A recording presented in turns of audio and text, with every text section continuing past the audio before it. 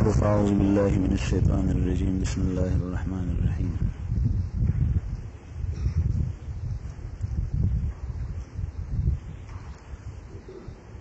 يا أيها الذين آمنوا اتقوا الله حق تقاته ولا تموتن إلا وأنتم مسلمون.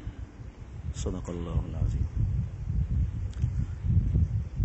وقال تعالى: يا أيها الذين آمنوا ادخلوا في السلم كافة ولا تتبعوا خطوات الشيطان إنه لكم عدو مبين.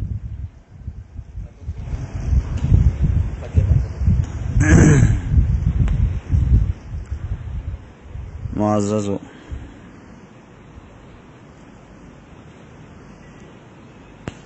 الحمد لله ثم الحمد لله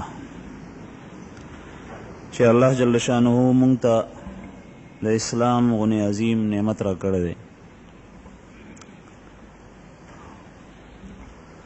او مونږ یې مسلمانان پیدا کړي وو.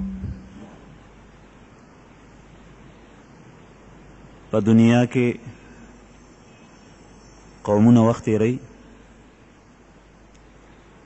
او د هر یو قوم دپاره مذهبي څه اصول او ضابطه د یو دین دی، په هغې باندې روان دي. د هر چا یو دین دی. نصارا او پیرنګیان هم په یو دین باندې دي، یهود هم په یو دین باندې دي، او مجوس هم په یو دین باندې دي، یو مذهب اختیار کړی دی، یو لاره یې ځان ته ایستي ده، او هندوان او سکان هم په یو دین باندې دي. بغیر د دین نه په دنیا کې یو قوم په حیثیت د قوم وخت نشي تېرولی. او اسلام او مسلمان هم په یو مذهب باندې دی، په دین اسلام باندې.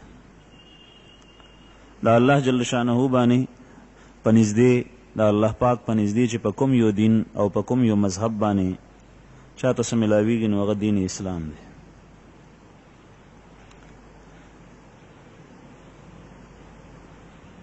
ان الدین عند الله الاسلام.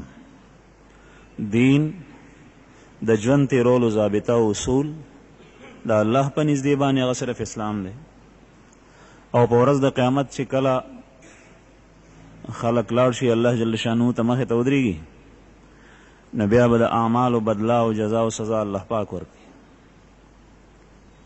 د بل چا په لاس کې د هغه ورځې مشري شته دی نه چې یو سړی دا ووایي چې زه په یهودیت باندې یم نو ما ته به زما یو مشر وي او ما ته به د هغې عوض راکړي، اسم نشته. او یو سړی په دین او په مذهب د نصرانیت باندې هغه ته څه میلاو شي نو اسم نشته. نو الحمدلله ثم الحمدلله دین اسلام دا حق دین دی. د دنیا او د برزخ او د آخر خوشحالی هغه الله جل شانه په دغه مذهب اسلام باندې ورکوي. زما عزتمنو،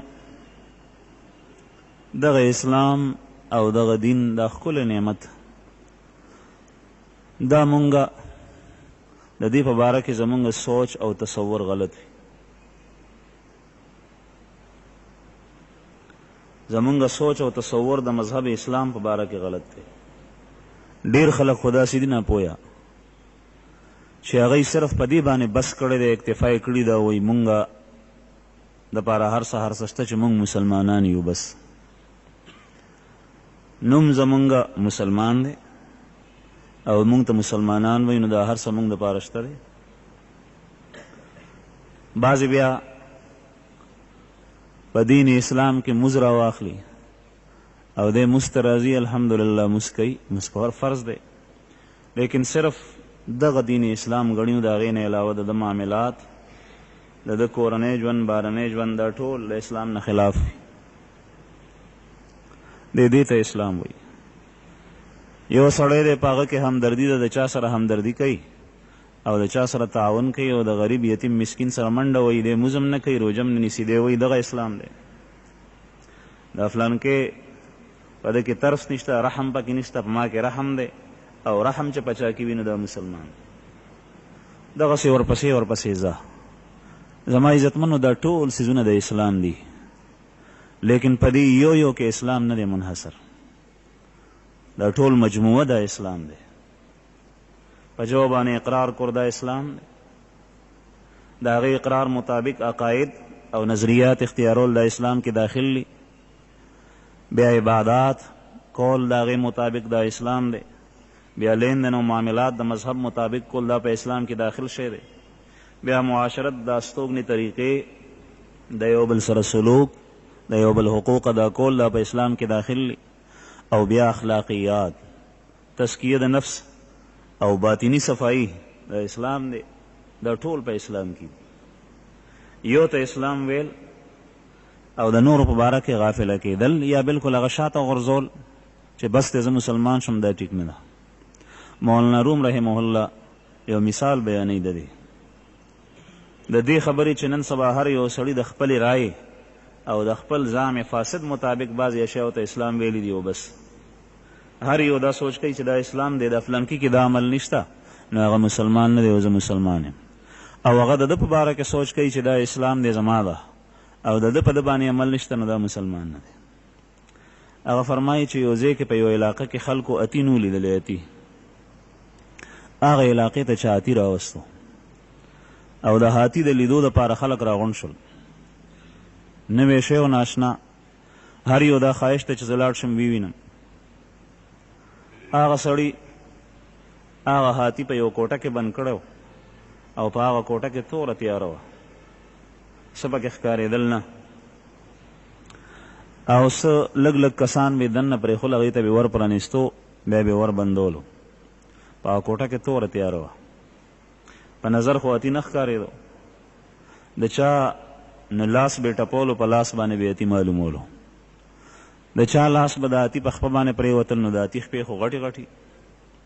دی به بهر راووتو، چا به ترې تپوس وکړو چې هاتي څنګه یې تا ولیدو؟ ده به ورته ویې چې یاو داسې یي لکه د جومات دا ستنې چې څنګه یي دغسې وي هاتي. د چا لاس به د هغه په خړتم باندې پرېوتو نو بیا چې به دی بهر راووتو، چا به ترې تپوس وکړو چې هاتي تا ولیدو؟ هغه به ویې چې یاو وی څنګه یي هاتي داسې یي لکه دا پیپ چې وي غټ د پلاسټک. بیا به چا بل یو کس به لاړو، د هغه به د هاتي په غوږ باندې لاس پرېوتو نو چا به راووتو، چا به تپوس وکړو چې هاتي څنګه یي؟ ده به ورته وي چې داسې یي لکه د زنانه چې پې دانې صفا کوي چج او دانې پې صفوي، دغسې وي هاتي، ځکه چې هغه یې غوږ معلوم کړی. نو د هر یو کس د هاتي په باره کې جدا جدا تصور. دغسې نن سبا یو سړی دا مولانا روم رحمه الله مثال بیانوي چې هر یو کس د خپل ځام مطابق د دین اسلام او د خپل مذهب په باره کې یو سوچ کوي. بس څوک وایي چې د مونځ کول دغه اسلام دی او بس، څوک وایي چې د ایثار او همدردي دغه اسلام دی او بس، څوک وایي چې معاملات صفا ساته، نور مونځ او روژه مه کوه، دغه اسلام دی او بس. هر یو سړي د خپل ګمان مطابق یو سوچ دی. بعضې صرف په دې نوم باندې اکتفا کړي ده چې الحمدلله مونږ خو مسلمانان یو، هغوی خو مسلمانان هم نه دي. څوک سیکان دي، څوک هندوان دي او مسلمان دپاره دا دي او بس. دا زما عزتمندو الله دا نعمتونه الله جل شأنه ورکوي چې کوم یو سړی پوره په دین اسلام باندې عمل وکړي. یا ایها الذین آمنوا ادخلوا فی السلم کافه ولا تتبعوا خطوات الشیطان. یو بل مثال ذکر کړی دی. یو سړی دی، نن سبا به تاسو لیدلي وي خلک په دې لاسو باندې نومونه لیکي، څوک ګلونه جوړوي، څوک څه جوړوي. هغه لیکل او جوړول دا حرام دي. او څوک حیوانات او زناور د هغوی تصویرونه جوړوي، څوک سپی جوړ کړي، څوک تاوس جوړ کړي، څوک زمری جوړوي. یو سړی و هغه دغسې یو کس ته لاړو او هغه ته یې ویې چې زما ته په دې لیچه باندې ما ته زمری جوړ کړه. هغه ورته لګیا شو زمری جوړولو، هغه ستنې راواغېسته او چې څه وخت یې جوړولو نو دی دړمن شو د هغې نه. ورته وایي چې دا څه کې؟ وی زمری جوړوم. وی دا کوم ځای جوړې؟ وی دا د زمري لکۍ جوړوم، فلحال لکۍ دله. دی ورته وایي چې لکۍ څه کې؟ لکۍ پرېږده، نور زمری جوړ کړه. هغه ورته وایي ټیک ده. بیا لګیا و هغه جوړول کول. وی دا څه جوړې؟ وی دا خپه جوړوم د زمري. دی ورته وایي دا خپه یې پرېږده، نور جوړ کړه. دغسې بیا خوله او بیا خېټه چې کوم ځای جوړولو نو دی ورته وایي دا پرېږده او نور باقي جوړ کړه. نو هغه سړی چې ستن پورته کړي نو د هغه په لاس باندې به د زمري تصویر جوړي نه. ولې؟ ځکه چې دی کوم یو څیز په تکلیف کې د هغې سره غورځېږي او دی په تکلیف کېږي او مشقت کې پروزي، دی وایي چې نه دا نه، نو هغه تصویر خو نه جوړېږي. کوم یو سړی چې هغه ته د مونځ وایي چې مونځ نه کوي، مونځ کوه، او دی وایي چې دا مونځ سهار نه ماښامه پورې 5 وخته بیا بیا جومات ته حاضري، خپل دکان پرېښول او خپل روزګار پرېښول او ګپ شپ پرېښول او د یار اشنا سره ناستی پرېښول او کور کې چې کوم دی نو د بچو سره مشغولتیا دا پرېښول او مونځ ته تلل دا خو ډېره ګرانه ده. نو د اسلام خو نور احکام شته. دا مونځ که ما نه پاتې شو نو زه به توبه وباسم او مونځ که مې پرېښو نو څه چلو شو. روژه شته دی، زکات شته، رښتیا وینا شته، د معاملاتو صفایي شته. کوم یو سړی چې د هغه معاملات ګنده دي، مونځ ته په پابندۍ سره راځي او د ده لین دین او کاروبار خراب دی، حرام پکې اخلي، ده ته وایي چې دا معاملات دي ګنده دي، دا مه کوه. دی په دې خپل زړه کې وایي چې زه کم از کم مونځ خو کوم، فلان کې مونځ نه کوي. نو دغه معاملات دا خو ډېره ګرانه ده، دا زما د حصول او د ګټې یو ذریعه ده، یو لار ده. که زه دا دکانداري پرېږدم او دا کاروبار پرېږدم نو زه بیا ګټم څنګه، بچو ته به څنګه راوړم؟ زه خو دا نشم پرېښی، دی دا نشي پرېښی. بل یو سړي هغه ته وایي چې دروغ مه وایه، دروغ حرام دي، ناجایز دي، الله پاک منع فرمایلی ده، غیبت نه الله جل شانو منع فرمایلی ده. دی وایي دا دروغ او غیبت که ما ووایي نو څه چلو شو، او بل دې نه خلاصېدل الله خو ما ته ګرانه ده، ما ته خوند نه راکوي چې په یو مجلس کې ناست یم او په هغې کې مې پردی بحث نه کړی او بیا رښتیا وینا، هر یو خبره کې رښتیا، دا خو ډېره زیاته ګرانه ده، دی هغه نه پرېږدي. نو زما عزتمندو چې یو سړی مونځ هم نه کوي چې مونځ ګران دی، یو سړی حرامو نه ځان نه ساتي چې دا ګران دي، یو سړی دروغ وینا نه پرېږدي، غیبت نه پرېږدي چې دا ګرانه ده، یو سړی شراب نه پرېږدي چې دا ګران دي، یو سړی مثلا جهاد نه مني چې دا ګران دی، یو سړی د دین علوم نه زده کوي چې دا ګران دی، یو کس روژه نه نیسي چې ګرمۍ کې روژه نیول دا ګرانه ده او خوراک څښاک نه ځان ساتل دا ګران دي، نو دی بیا مسلمان څنګه شو؟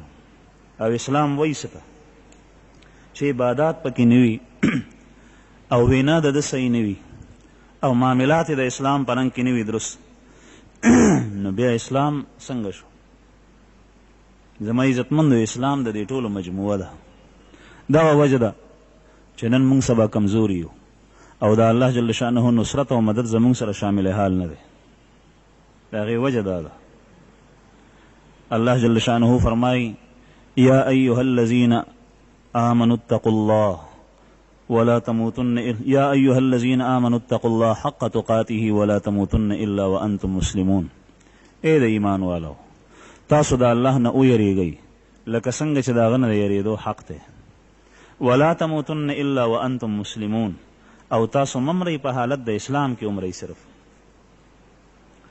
تقوا دغه اسلام دی. او اسلام څه شی دی؟ د اسلام معنی دا زما عزتمندو دا زده کوي. اسلام ویل کېږي د یو عظیم ذات په وړاندې خپل سر ټیټول او داغه هر یو حکم منل او هغې ته غاړه کېښول، دی ته وایي اسلام. اسلام معنی د تسلیمول، حواله کول.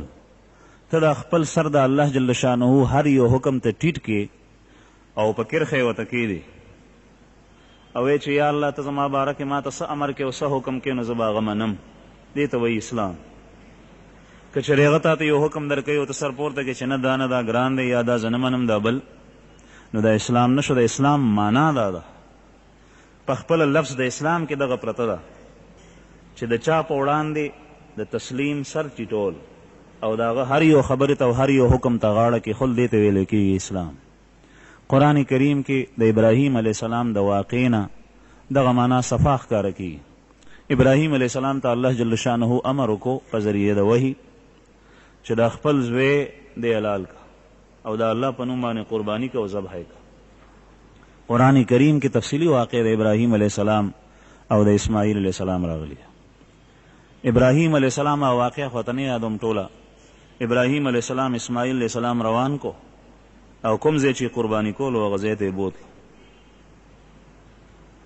او چې څومره د ذبح او د قربانۍ دپاره څه کول غوښتل هغه ټول کارونه یې وکړل.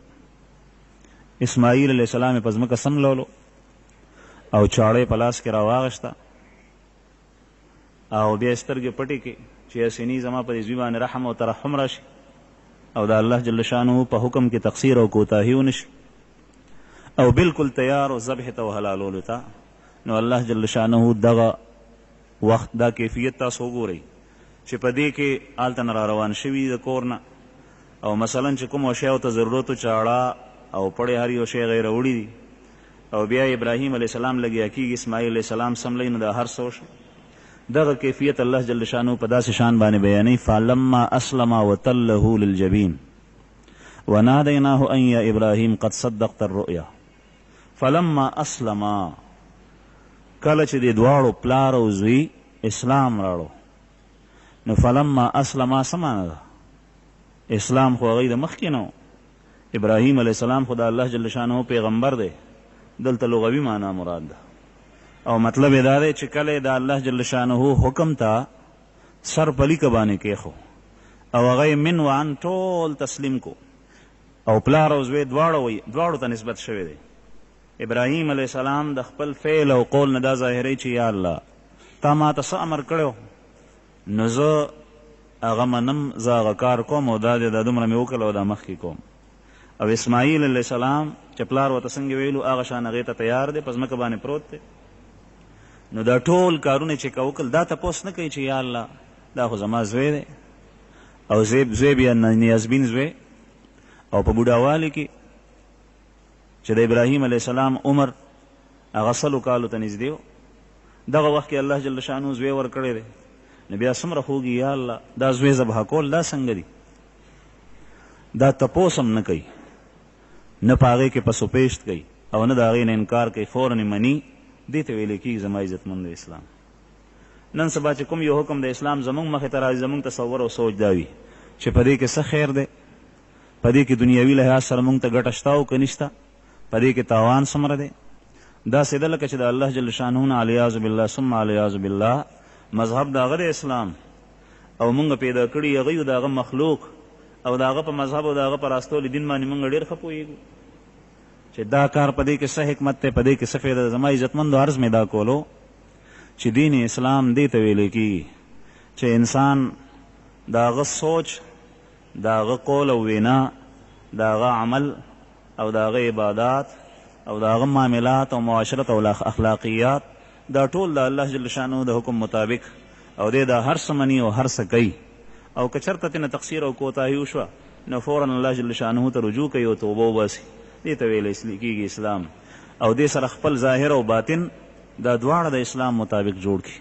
دغې ته ویلی کېږي تقوا او پرهیزګاري چې د الله جل شانه نه یر او خوف د انسان په زړه کې پیدا شي او د الله جل شانه د عذاب نه ځان بچ کړي او د الله پاک د نافرمانۍ نه او د هغه د معصیاتو نه ځان بچ کړي. واخر دعوانا الحمد لله رب العالمین. الله رب العالمین والعاقبة للمتقین والصلاة والسلام على خير. ربنا ظلمنا انفسنا وان لم تغفر لنا وترحمنا لنكن من الخاسرين. الرجيم بسم الله الرحمن الرحيم.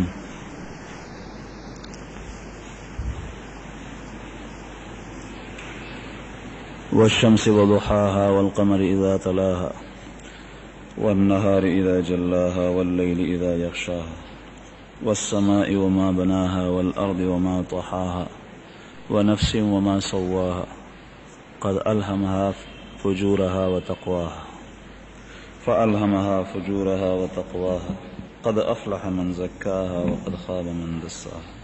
صدق الله العظيم.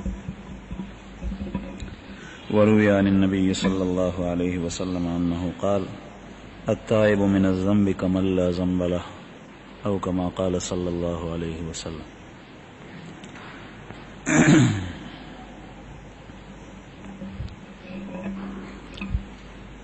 محترم عزیزان و طالبان،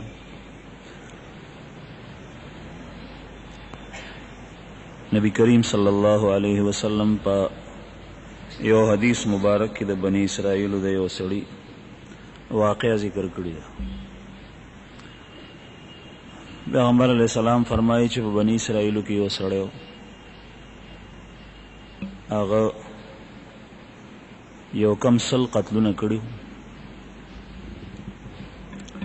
یو کم 100 قتلونه یې کړي زړه کې خیال راپورته شو چې دا خو ما ډېر قتلونه کړي دي او ګوره که ما الله پاک معاف کړي، ځکه د دې پیټي د ګناهونو سره آخرت ته لاړم نو زما به بیا حشر سوي. یو کس د ده په علاقه کې عابد او زاهد پاتې کېدو، دیندار او مزګزار. هغه څخه لاړو، هغه نه تپوس کوي چې ما یو کم سل قتلونه کړي دي او اوس زما د معافۍ څه صورت شته چې ما الله پاک معاف کړي دلته او زما نه دا پیټې لرې شي او آخرت ته زه دغسې پاک او صاف لاړ شم. هغه عابد او زاهد، هغه دینداره سړی، هغه ورته وایي چې لرې شه زما د مخې نه، تا یو کم سل قتلونه کړي دي، یو قتل دومره دی چې په هغې باندې سړی د همیشه د جهنم د عذاب مستحق ګرځي، او تا دومره قتلونه کړي دي او بیا هم ته د معافۍ صورت لټې. هغه کس سره توره وه په لاس کې او هغه نیک سړی هم قتل کو چې زما د معافۍ خو هسې هم څه صورت نه کېږي نو چې شمېر خو یې 100 پوره کړم.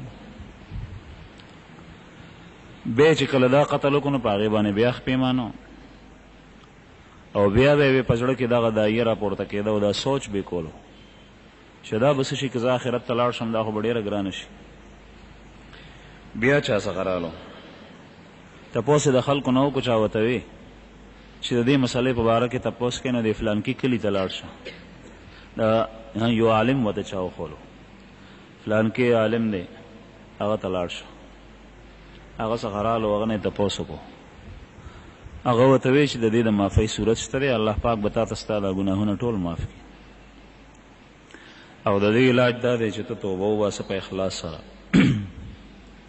او فی الحال ته دا وکړه چې په کوم کلي کې ته پاتې کېږي دا د فساق و فجارو علاقه ده، دلته نافرمانه خلک او د الله پاک مجرمان پاتې کېږي ګناهګار.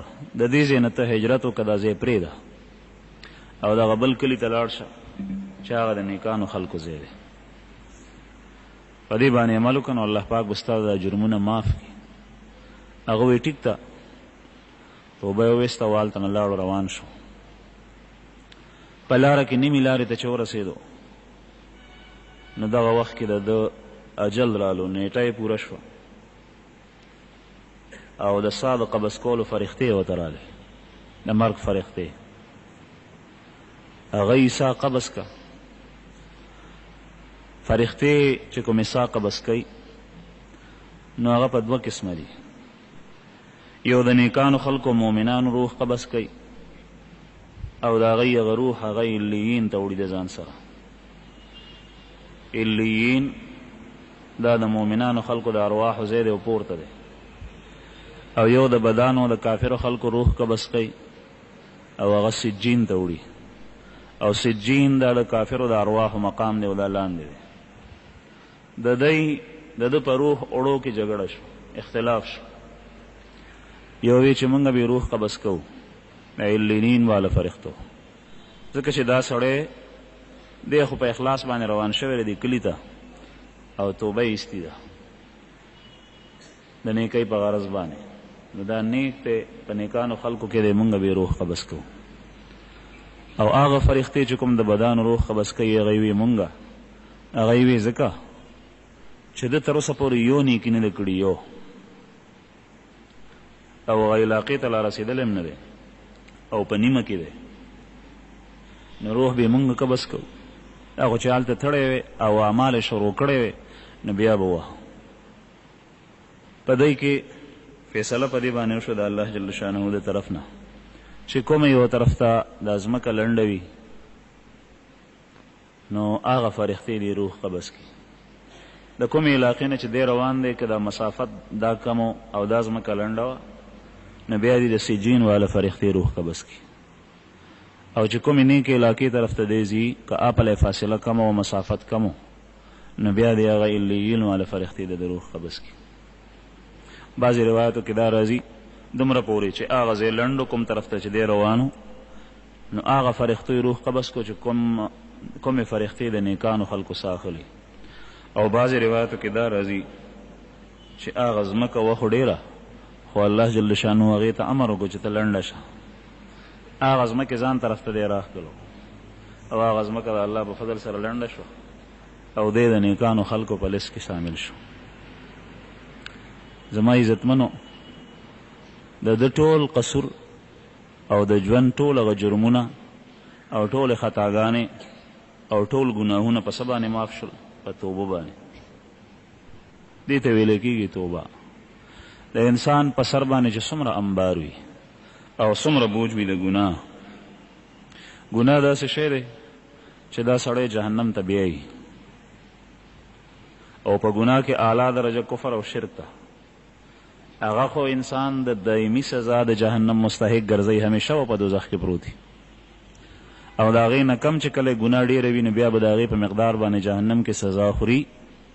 نو که ایمان پکې و نو بیا به وروسته چېرته جنت ته راځي، خو مخکې به سزا خوري. د ګناه اثر دا دی چې هغه سړی جهنم ته بیایي. دلته مونږ د ګناه اثر نه محسوسوو او د هغې شعور او مونږ نه کوو، احساس نه کوو چې د ګناه خاصیت څه دی. نبی کریم صلی الله علیه وسلم یو ځل صحابو نه تپوس وکړو چې تاسو ته پته شته دی چې د الله په نږدې باندې فقیر او مسکین سړی او غریب سړی څوک دی؟ مسکین سړی او غریب سړی څوک دی؟ صحابو عرض وکړو چې یا رسول الله، المسکین من لا متاع له ولا درهم له ولا دینار له.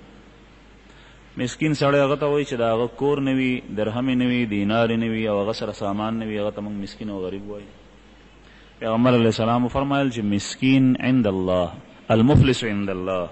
مفلس سړی د الله په نږدې باندې هغه دی چې هغه اعمال کړي وي خو دې سره دی ګناهونه په خپل سر راوړي او پردي حقوق راوړي په ورځ د قیامت. او بیا الله جل شانو یعنې چاته یې کنزل کړي وي، څوک یې وهلي وي، د چا یې لاس پرې کړی وي، څوک یې قتل کړی وي، د چا نه یې مال اغوښتی وي، د چا یې بېعزتي کړي وي. دی به راشي په ورځ د قیامت او الله جل شانه به د ده نیکۍ هغه خلکو ته ورکوي چې د چا د جرم کړی دی او د چا قصوروار دی.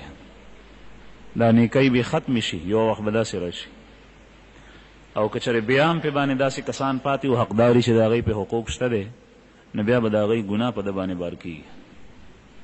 نو ده سره به نیکۍ بلکل وینه او ګناه به ورسره ډېرې شي، نو دی به جهنم ته وغورځولی شي. نو مفلس او مسکین او غریب سړی د الله په نږدې باندې دا دی.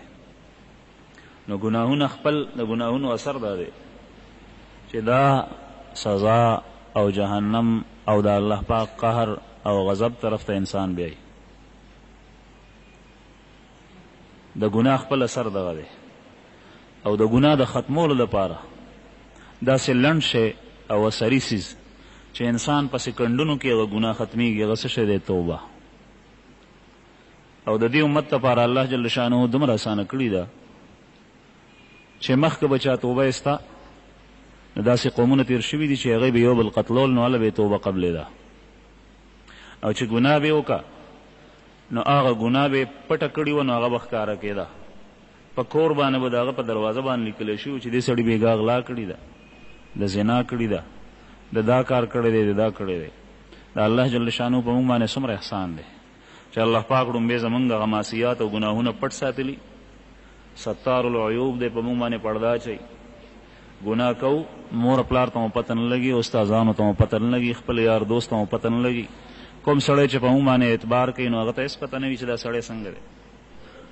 زمونږ ظاهري حالت د هغه په وړاندې وي، په موږ باندې خطا کېږي چې دا سړی خو ډېر نیک دی، ډېر تقوادار دی. او دننه په موږ کې څه وي او څومره اعمال مو بد کړي وي، الله پاک مو څومره ناراض کړی وي، هغه الله ته پته ده.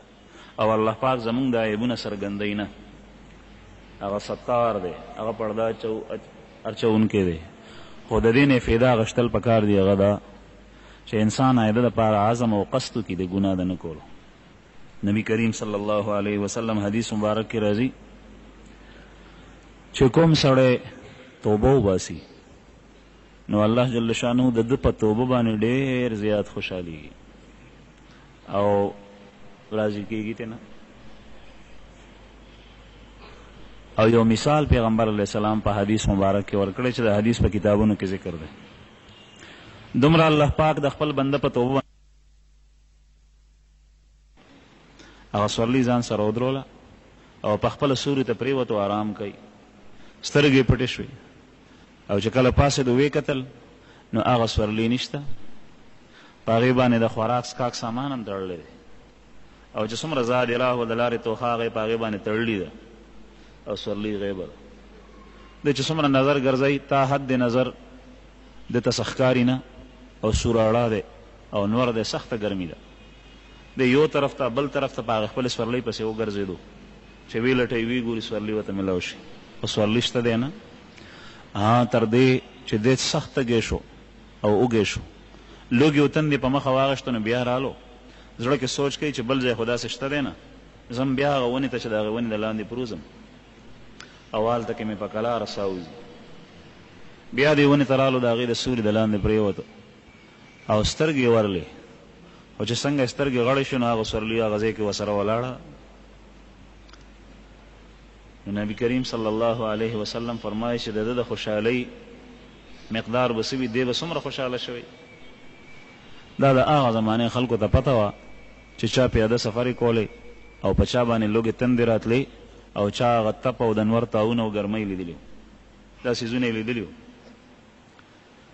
نو صحابه ورته وویل چې یا رسول الله دی به ډېر پیغمبر علیه السلام بعضې روایاتو کې د هغه د خوشحالۍ دا مثال او د هغې معیار او اندازه هم بیان کړي د هغه ده چې وایي دغه وخت کې د ده د خولې نه د الله جل شانو په حمد و ثنا کې دا الفاظ وتل اللهم انت عبدي وانا ربك وی دا چې اللهم انت ربي وانا عبدك یا الله ته زما رب او زه ستا بنده یم او د خولې نه الټا الفاظ وتل ته زما بنده او زه ستا رب یم د خوشحالۍ نه دومره حد ته دی رسېدلی چې دی په ځان نه پوهېدو چې زه څه ویم کله کله داسې وي د غم د ډیر تکلیف د وجې نه د انسان د خولې نه ګډې وډې وځي او چې کله ډیر خوشحاله وي نو بیا هم داسې کېږي نو دغه مثال نبی کریم صلی الله علیه وسلم بیان کو بیا فرمایي چې څومره دغه کس په دې خپله سورلۍ میلاوېدو باندې او په دې زاد راه باندې او د لارې په دې توخې باندې خوشحال شو نو د دې نه ډېر زیات الله جل شانو د بنده په توبه باندې خوشحالي حالانکه د بنده توبه ته الله پاک څه محتاج دی هغه ته خو هېڅ ضرورت نشته دی او بیا الله جل شانو د دې نه ډېر زیات د بنده په توبه باندې خوشحالي زما عزتمندو توبه د انسان د ګناهونو صفایي کوي بلکل ختموي یو استغفار دی او یو توبه ده دا دوه څیزونه په دې باندې ځان پوه کوي چې توبه څه ته وایي او استغفار د هغې څه اثر دی توبه خو دا ده چې انسان د هغې ګناه نه په اخلاص سره روځي او د هغې دپاره درې شرایط علما بیانوي او بعضې څلور یو شرط دا دی چې ته چې کوم وخت کې توبه وباسې هغه وخت کې هغه عمل چې د کوم ګناه نه توبه وباسې په کار خو دا ده چې د ټول ګناه نه سړی توبه وباسي په خپله ځان ته وباسي یا د چا په لاس باندې وباسي چې زه تا ګواه ګرځوم چې نن نه پس ما د ټول ګناهونه پرېښول او دا ګناه مې پرېښوه نو چې څه وخت دی توبه وباسي دغه وخت کې لومبی شرط دا دی چې هغه ګناه یې تر کړي وي پرېښي وي بعضې سړی ګناه کوي لګیا وي دی توبه وباسي یا په خوله وایي توبه او یا غوږونو ته لاس وړي توبه نو چې ګناه کوي لګیا دی نو توبه څنګه شوه بیا د توبې معنی ده طالبان او عالمانو ته پته د تاب یتوبو په معنا د رجعه راځي رجوع واپس کېدل د یو کار نه نو چې کله ته د یو ځای نه واپس کېږي نو هغه ځای به ته پرېږدې چې کله د معصیت نه د کفر نه د شرک نه د ګناه نه واپس کېږي نو د هغې دپاره ترک لازم دی چې هغه به ته پرېږدې هغه ګناه او بیا دویم شرط دا دی چې کوم ګناه دې دا کړي دی تر اوسه پورې یو ځل دې کړي دوه ځله درې ځله لس ځله کال دې کړي مسلسل دوه کاله لس کاله شل کاله دې کړي ان تر دې که ته بوډای سپینګیری او تا شپېته کاله عمر تیر کو او تر اوسه پورې ته هغه ګناه کې مبتلا وې نو پرېږده اوس او په هغه تیر ګناه باندې خپېمانتیا ظاهره کړه او دا ووایه چې دا ما بد کړي دي دا زه مجرم یم او دا ما قصور کړی دی او دا الله جل شانو حق تلفي مې کړي ده نو دغه وخت کې په هغې باندې هغه دې پرېښي وي یو او دویم په هغه کړي باندې خپېمانې دوه که یو سړی داسې وي مثلا چې جرم یې کړی دی او دی په هغه جرم باندې پیمانتیا نه ظاهروي، دی وایي دا ما ښه کړي دي. نو چې کله د جرم دی اقرار نه کوي چې دا جرم دی، نو بیا هغه نه معاف کېږي. دریم شرط دا دی چې آینده دپاره د نه کولو عزم او قصد او اراده وکړي. دی وایي چې بیا دپاره به زه دا نسه نه کوم. اوسه پورې ما 5 وخته مزونه نه کول پابندۍ سره، او دا ګناه د ما ته پته ولګېده، نن نه په زما توبه ده یا الله، او بیا دپاره به زه مونځ کوم، بیا دپاره د کولو اراده وزم وکړي. تر اوسه مې دروغ وی، نن نه پس مې د دروغو نه توبه ده، بیا به داسې نه کوم. تر اوسه مې غیبت کولو، نن نه پس مې د غیبت نه توبه ده، بیا به داسې نه کوم. تر اوسه پورې مې غلا کوله، او نن نه پس مې د غلا نه توبه ده، بس بیا به غلا نه کوم. آینده دپاره د نه کولو عزم، دا 3 غټ غټ شرطونه دي. بعضې علماو 4م شرط دا بیان کړی دی چې دې سره هغه عمل چې کوم د ترک کړی دی، مثلا د هغې تلافي او تدارک که چېرې د هغې قضا په ده باندې وي، نو هغه دې په خپل ځای باندې راوړي. مثلا دروغ یې ویلو، نو د هغې خو قضا نشته دی. او که دا ګناه په دې صورت کې وه چې د مونځ پرېښه او فرض مونځونه به یې پرېښول په مخه، نو د دې تدارک او د دې قضا شته دی چې دا به قضا کوي، نو دا دې قضا راوړي. دا ګناه داسې وه چې د پردۍ غلا کړې وه، او هغه مال د سره شته دی، د چا نه یې روپۍ پیسې پټې کړې وي، د چا نه جامې، د چا نه قلم، نو دی دې هغه کس ته هغه خپل مال ورکړي چې ما دا ستا شی اخیستی و، ما دا غلا کړې وه، ما ته معافي وکړه، دا واخله. او دې سره سره د هغه انسان نه که چېرې دا حق د انسان وي، نو هغه نه معافي وغواړي، یا ورته بدله ورکړي، او که چېرې نه شي عوضه دا کولی، نو بیا د هغه نه معافي وغواړي. مثلا غیبت یې کړی دی، نو هغه نه معافي اخیستی شي. او بل یو کار د هغه په حق کې کړی دی، توهین یې کړی دی، د هغه تحقیر یې کړی دی، هغه ته یې کنځل کړي ده، بد راته ورته ویلي دي، نو هغه ته دې ووایي چې ما یا معاف که، او یا دې ورته ووایي چې زما نه بدله واله، ځکه چې هغه ځای کې بیا د دې بدله زه نشم ادا کولی. اوس دغه زما عزتمندو د توبې شرایط دي. حدیث مبارک نبی کریم صلی الله علیه وسلم فرمایي چې د مؤمن مثال داسې دی چې هغه یو مالک اس ساتلی وي، او دغه اس یې د موږي سره تړلی دی، موږي سره د ده په غاړه کې یا په خپه کې لویه رسا اچولې ده، او دی د موږي سره تړلی دی. هغه رسا او پړی ډېر اوږد دی، دی سرې ګیر چاپېر دی، د هغې موږي نه ګیر چاپېر تاویږي، چې چېرته کې خوراک وي او واښه وي، نو هغې ته خوله اچوي، خو واپس دی هغه موږي ته راځي، لرې لاړ شي او پړی دی ورسره، نو بیا راشي. یا دغه مالک دی موږي څخه ودرېږي، نو هغه پړی راکاږي، نو هغه اس ورڅخه راشي، نو دی د هغې موږي نه چېرته تلی نه شي، واپس راځي دلته.